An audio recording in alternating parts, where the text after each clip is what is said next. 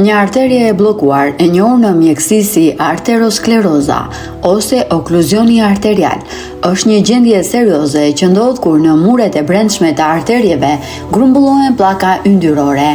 Me kalimin e kohës, këto pllaka ngurtësohen dhe ngushtojnë hapësirën ku kalon gjaku, duke reduktuar ose bllokuar plotësisht furnizimin me oksigjen dhe ushqyes të organeve jetike. Ja një përmbledhje plot se si ndodh, cilat janë rreziqet dhe si manifestohet. Si ndodh bllokimi? Dëmtimi fillestar. Gjithçka nis me dëmtimin e shtresës së brendshme të arteries endotelit. Ky dëmtim mund të shkaktohet nga presioni i lartë i gjakut, duhanpirja apo nivelet të larta të kolesterolit LDL, kolesteroli i keq. Grumbullimi i yndyrnës. Në vendin e dëmtuar fillon të depozitohet kolesteroli. Trupi dërgon qeliza të bardha të gjakut për të pastruar zonën, por kjo krijon një proces inflamator që formon pllakën arterosklerotike. Ngushtimi dhe formimi i trombit. Pllaka rritet gradualisht duke bllokuar gjakun.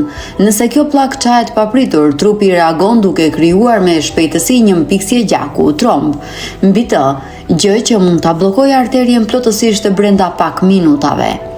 Pasojat kryesore sipas vendodhjes. Efektet e një arterieje të bllokuar varen tërësisht nga organi që ajo furnizon. Në zemër, arteriet koronare shkakton dhimbje gjoksi, angina pectoris. Nëse bllokimi është i plot, çon në infarkt të miokardit, sulm në zemër. Në tru, arteriet karotide reduktojnë gjakun që shkon në tru, çon në ishemi të përkohshme ose në asfiksi cerebrale, pika në tru, stroke.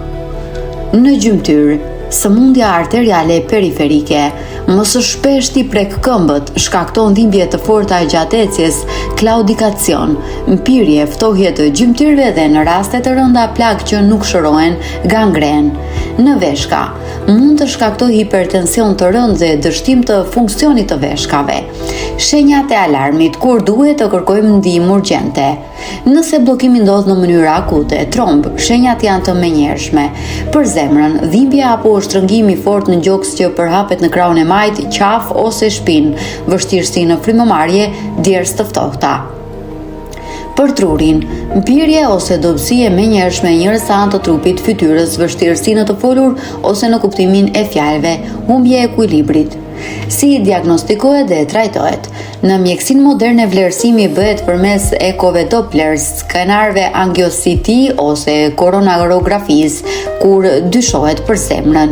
Trajtimi përfshin medikamente, hollues gjaku si aspirina, statina për të ulur kolesterolin dhe stabilizuar pllakën dhe barna për tensionin. Ndërhyrje kirurgjikale, minimale invazive, angioplastika me stent, unaz. Futja një baloni të vogël për të hapur arterien dhe vendosja një rrjete metalike stent për ta mbajtur atë të hapur. Bypass, krijimi i një rruge të re alternative duke përdorur një enë gjaku nga një pjesë tjetër e trupit për të anashkaluar bllokimin.